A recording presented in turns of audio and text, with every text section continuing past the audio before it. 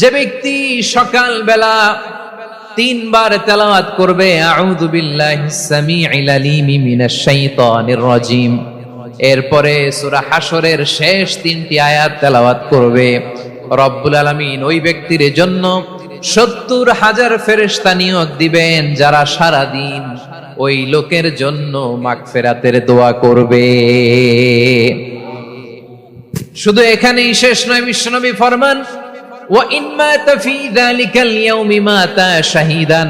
ওই দিন যদি ওই ব্যক্তিটা ইন্তেকাল করে, সে শহীদ হয়ে কিয়ামতের দিন আল্লাহর সামনে দাঁড়াবে।